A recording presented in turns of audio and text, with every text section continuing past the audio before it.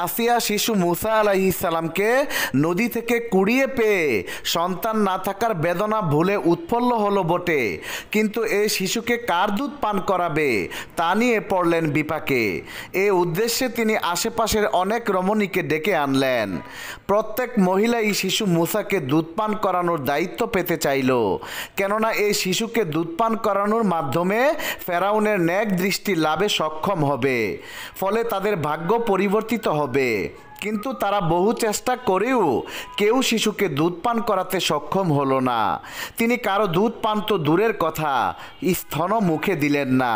মূলত আল্লাহ পাকের ইচ্ছাও ছিল এরূপ, কেননা নিজের মা ছাড়া অন্যের দুধ পান করতে আল্লাহ রব্বুল আলামিন হজরত মুসা আলাইহিস সালামকে আগেই নিষেধ করে দিয়েছিলেন। আল্লাহ পবিত্র কোরআনে ইরশাদ করেন, আমি পূর্বেই অন্য রমণীর দুধ পান করার জন্য তার উপর হারাম করে দিয়েছিলাম। শিশু মুসা আলাইহিস সালাম কোনো নারীরই দুধ পান করছেন না। এই অবস্থায় আসিয়া মহা চিন্তায় পড়লেন। এত কিছু করে পুত্রবৎ স্নেহে লালন পালনের তীব্র আকাঙ্ক্ষায় তাকে ফেরাউনের কবল থেকে রক্ষা করলেন, কিন্তু সে কারো স্তনই পান করছে না। এ অবস্থায় তাকে কিভাবে বাঁচানো যাবে এই চিন্তা ভাবনায় আসিয়া একেবারেই ভেঙে পড়লেন। কিভাবে এই দুগ্ধপুষ্য শিশুর প্রাণ বাঁচানো যায় এর একটা গ্রহণযোগ্য পন্থা বের করার জন্য আসিয়া দাসীদের সকলকে ডেকে পরামর্শ আহ্বান করলেন। তারা সবাই সমস্বরে বলল, নারী দুগ্ধই এই শিশুর একমাত্র খাদ্য হতে পারে।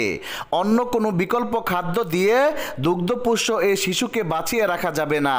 তারা এও বলল, অনেক শিশুর জন্মগত স্বভাব হচ্ছে তারা সব মহিলার স্তন্য পান করে না।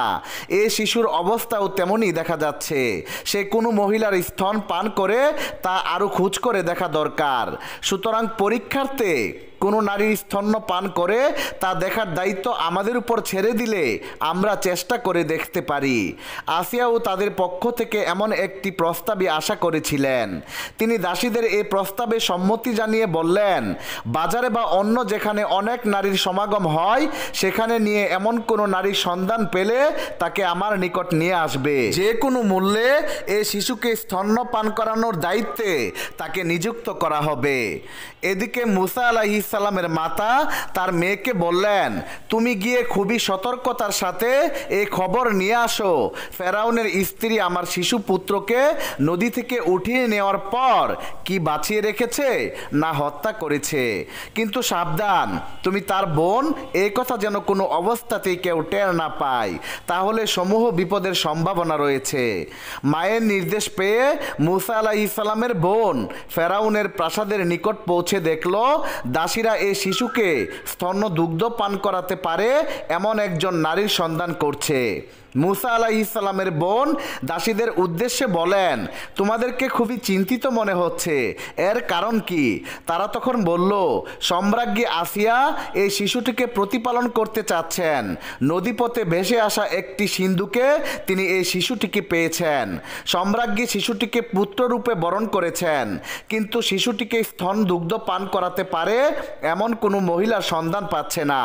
এ পর্যন্ত অনেক মহিলাই এই জন্য এসেছে, কিন্তু সে কারো স্তন দুগ্ধ পান করছে না।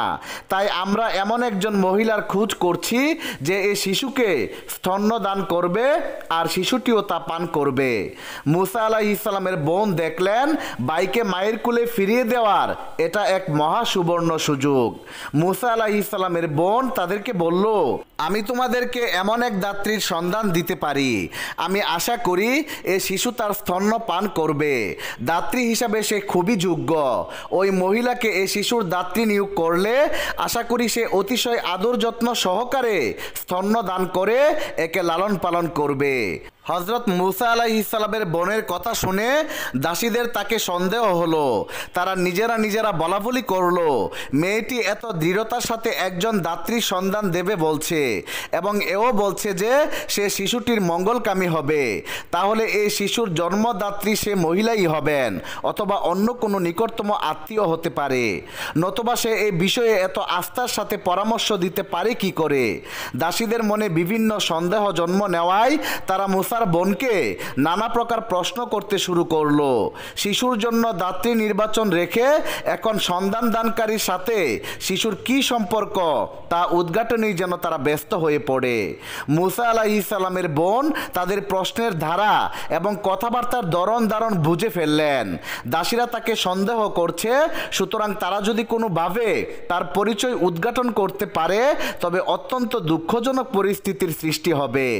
এসব ভেবে তিনি খুবই অস্থির হয়ে পড়েন, কিন্তু তিনি নিজেকে সামলে নিয়ে এমন এক ভাব দেখালেন যাতে দাত্রী অন্বেষণকারী ফেরাউনের দাসীরা বুঝতেই না পারে যে তাদের প্রশ্নের কারণে তিনি বিব্রত বোধ করছেন। তিনি দাসীদের চিন্তা ভিন্ন খাতে ধাবিত করার উদ্দেশ্যে বলেন, আমি যে বলছি আমার সন্তানদাতা দাত্রী পরিবার শিশুটির মঙ্গলকাঙ্ক্ষী হবে, এত দ্বারা আমি একথাই বোঝাতে চেয়েছি যে শিশুটিকে স্তন্যদানের দায়িত্ব পেলে তারা ফেরাউনের নিকটজনে পরিণত হবে। ফলত তারা শিশুটিকে খুবই স্নেহ মমতা করবে এবং তার হিতাকাঙ্ক্ষী হবে। দাসীরা তার কথায় নিশ্চিত হয়ে বলল, তাহলে তোমার এ দাত্রীকে এখানে নিয়ে আসো, আমরা বিষয়টা পরীক্ষা করি দেখি। মুসা আলাইহিস সালামের বোন যখন দেখলেন দাসীরা তার জবাবে নিশ্চিন্ত হয়েছে এবং তাদের সন্দেহ দূরীভূত হয়েছে, তখন তিনি তার মায়ের নিকট ফিরে গিয়ে সব ঘটনা বিবৃত করেন এবং তাকে সাথে করে দাসীদের অবস্থান স্থলে যান। হযরত মুসা আলাইহিস সালামের মাকে দেখে দাসীরা বলল, এই মেয়েটি আপনার কথা আমাদেরকে বলেছে, আপনি শিশুটিকে দুগ্ধ পান করাতে পারেন কিনা দেখুন। তাদের কথায় মুসার মাতা শিশু মুসাকে কুলে নিয়ে মুখে স্তন্য দিতেই তিনি পান করা শুরু করে দিলেন, এমনকি তিনি পেট পুরে স্তন্য দুগ্ধ পান করেন। এই দৃশ্য দেখে দাসীরা খুবই আনন্দিত হয়। খুশিতে তারা আত্মহারা হয়ে সাথে সাথে দৌড়ে গিয়ে তারা আসিয়াকে এই সুসংবাদ দেয়। এই সংবাদ শুনে আসিয়ার মনে দুশ্চিন্তার যে কালো ছায়া পড়েছিল তা দূরীভূত হয়। তার পাহাড় সম পেরেশানি নিমিষেই দূর হয়ে যায়। তিনি দাসীদেরকে বলেন, সে ভাগ্যবতী দাত্রীকে আমার নিকট নিয়ে আসো। দাসীরা দাত্রী রূপে মুসার মাতাকে সম্রাজ্ঞী আসিয়ার নিকট নিয়ে আসেন। আসিয়ার সাথে সাক্ষাতে মুসার মাতা বুঝতে পারলেন সম্রাজ্ঞী এ শিশুর প্রতিপালনের জন্য একান্ত উন্মুখ হয়ে আছেন, সুতরাং আসিয়া তাকে দাত্রী নিয়োগ করতে সম্মত রয়েছেন। আসিয়া এ সময় ফেরাউনকে ডেকে আনে। স্বামী স্ত্রী উভয়ে সচক্ষে শিশুটির দুগ্ধপানের দৃশ্য দেখে পাপাত্তা ফেরাউন গুরুতর সন্দেহ পতিত হয়। এমনকি সে বলেই ফেলল, আমার সন্দেহ তুমি এই শিশুর মা, নতবা সে এ পর্যন্ত কারো স্তন্য পান করেনি, অথচ তোমার স্তন্য সে স্বাচ্ছন্দ্যে পান করছে। মুসার মাতা জবাবে বলেন, আমি এক শুচি শুদ্ধ পবিত্র নারী, তাই আমার স্তন্যে বিশেষ ধরনের স্বাদ ও সুগন্ধযুক্ত। তদুপরি আমার স্তন খুবই মিষ্টি, মধুর এবং কোমল। আর স্তনের এই বিশেষ বৈশিষ্ট্যগুলো জন্মগতভাবে এই শিশুটির অত্যন্ত প্রিয় বলে আমার মনে হয়। এই জন্যই সম্ভবত সে আমার স্তন্যপানে এতটা স্বাচ্ছন্দ্য বোধ করছে। হযরত মুসার মাতার যুক্তিপূর্ণ জবাব ফেরাউনের মনোপুত হয়, তাই সে এ ব্যাপারে আর বেশি দূর এগোয়নি। অতঃপর সম্রাজ্ঞী আসিয়া মুসার মাতাকে বলেন, আমাদের বাসনা তুমি এই শিশুটিকে স্তনদান এবং প্রতিপালন করবে, আর এটা রাজপ্রাসাদে থেকেই করবে। এখানেই তোমার থাকা খাওয়ার সুবন্দোবস্ত করা হবে। শিশুটি আমার খুবই প্রিয়, আমি ওকে ছাড়া এক দণ্ডও থাকতে পারবো না। আসিয়ার প্রস্তাবে মুসার মাতা বলেন, আপনার স্নেহের শিশুকে দুগ্ধদান প্রতিপালনে আমার কোনো আপত্তি নেই, তবে আমার ঘরবাড়ি ও স্বামী সন্তান রয়েছে। আমাকে স্বামী সন্তানের সেবা পরিচর্যা এবং ঘরবাড়ি দেখাশোনা করতে হয়। তদুপরি আমার একটি শিশুও রয়েছে যে দুধ পান করে। সুতরাং এসব কিছু বিসর্জন দিয়ে রাজপ্রাসাদে থেকে আপনার শিশুকে স্তনদান ও তার প্রতিপালন আমার জন্য একরকম দুরূহ ব্যাপারই বটে। তাই যদি শিশুটিকে আমার গৃহে রেখে স্তন্যদান ও প্রতিপালনের আদেশ দেন এবং তাকে আমার গৃহে রাখার বিশেষ ব্যবস্থা করেন, তবে আমি আপনার আদেশ পালনে রাজি আছি। তবে আমি আপনাকে আশ্বাস দিচ্ছি, আমার গৃহে আপনার আদরের শিশুর সামান্যতম কষ্টও হবে না এবং আপনার অর্পিত দায়িত্ব পালনে আমি বিন্দু মাত্র অবহেলা করব না। আপনি নিশ্চিন্ত মনে আমার প্রতিশ্রুতির প্রতি আস্থা রাখতে পারেন। মুসার মাতার বক্তব্যে আসিয়া খুবই চিন্তায় পড়ে গেলেন। কি করবেন ভেবে পাচ্ছেন না।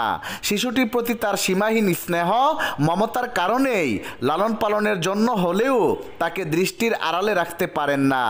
ওদিকে তাকে স্তন্যদানের জন্য দাত্রীও মোটেই সহজলভ্য নয়।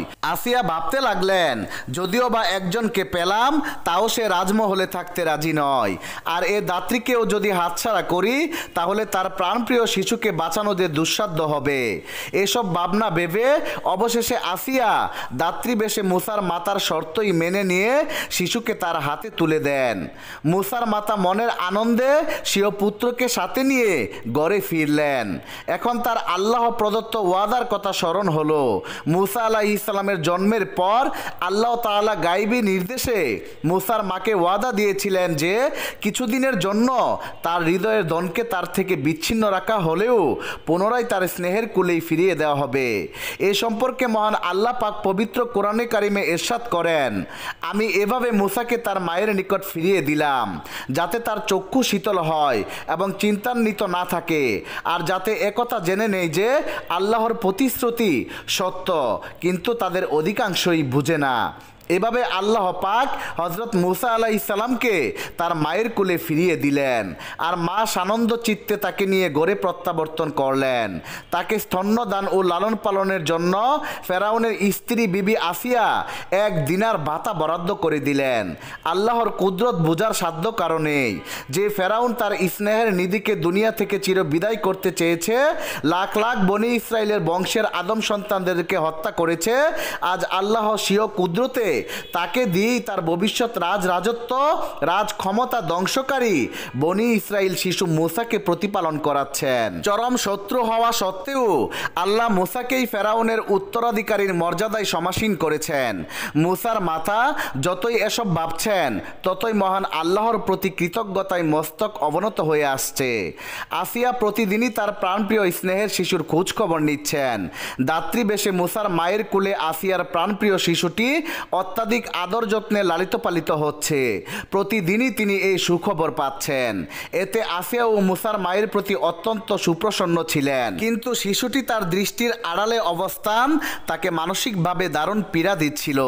দিন যতই গড়াচ্ছিল ততই আল্লাহ পাক বিবি আসিয়ার অন্তরে শিশু মুসার প্রতি স্নেহ ও মায়া মমতার আধিক্য সৃষ্টি করে দিচ্ছিলেন। এভাবেই বেশ কয়েকদিন কেটে গেল। একদিন কয়েকজন দাসী বিবি আসিয়ার রুমে এসে দেখলো বিবি আসিয়া একদম খাওয়া লওয়া ছেড়ে দিয়ে বিমর্ষ অবস্থায় পড়ে আছেন। দাসীরা তখন বলল, বেগম সাহেবা, আপনি যদি এভাবে খাওয়া লওয়া ছেড়ে দিয়ে পড়ে থাকেন তাহলে তো আপনি ভীষণ অসুস্থ হয়ে পড়বেন। আপনার এই দুঃখ কষ্ট আমরা যে আর সহ্য করতে পারছি না। অতঃপর দাসীরা বিবি আসিয়াকে বলল, বেগম সাহেবা, আপনি যদি অনুমতি দেন তাহলে আমরা আপনাকে একটি ব্যাপারে পরামর্শ দিতে পারি।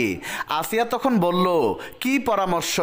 তখন দাসীরা বলল, বেগম সাহেবা, আপনি যদি চান তাহলে আপনার আদরের ছেলেকে গিয়ে একটিবার দেখে আসতে পারেন। কিভাবে সে বড় হচ্ছে, ঠিকঠাকভাবে লালিত পালিত হচ্ছে কিনা তা যদি আপনি নিজ চোখে অবলম্বন করে আসেন তাহলে আপনার কাছে ভালো লাগবে। দাসীদের এমন পরামর্শ শুনে বিবি আসিয়া অত্যন্ত খুশি হলেন। তখন তিনি দাসীদেরকে লক্ষ্য করে বললেন, তোমরা ঠিকই বলেছ, আমার একবার আমার ছেলেটিকে দেখে আসা উচিত। অতঃপর বিবি আসিয়া আর কাল বিলম্ব না করে ফেরাউনের কাছে আসলেন অনুমতি নেওয়ার জন্য। বিবি আসিয়া ফেরাউনকে বললেন, আমি একবার আমার ছেলেটিকে দেখে আসতে চাই, যদি আপনি অনুমতি দেন। ফেরাউন তখন বলল, আসিয়া, আমি বুঝতে পারি তুমি তোমার ছেলের জন্য অত্যন্ত বিষণ্ণতায় ভুগছ। তুমি তোমার ছেলেটিকে দেখার জন্য তোমার মন আনছান করছে। ঠিক আছে আসিয়া, তাহলে তুমি তোমার নিজ চোখে গিয়ে তোমার ছেলেটিকে দেখে আসো কিভাবে সে সেখানে বেড়ে উঠছে, সে ঠিকঠাক মতো দুগ্ধ পান করছে কিনা, সঠিকভাবে পরিচর্যার মাধ্যমে লালিত পালিত হচ্ছে কিনা। বিবি আসিয়া ফেরাউনের মুখ থেকে এই কথা শুনে অত্যন্ত খুশি হলেন। অতঃপর বিবি আসিয়া ছেলেকে দেখার জন্য তার সাথে কয়েকজন দাসীদেরকে নিয়ে তার দাত্রী মায়ের বাড়ির দিকে রওনা করলেন। প্রিয় বন্ধুরা, আমাদের ভিডিওটি দীর্ঘায়িত হয়ে যাওয়ায় আজকের পর্বটি এখানেই রাখতে হচ্ছে। আপনারা যদি এই ঘটনার পরের পর্ব দেখতে চান তাহলে অবশ্যই কমেন্ট করে আমাদেরকে জানিয়ে দিবেন, তাহলে আমরা আপনাদের জন্য এই ঘটনার পরের পর্ব নিয়ে আসবো ইনশাআল্লাহ।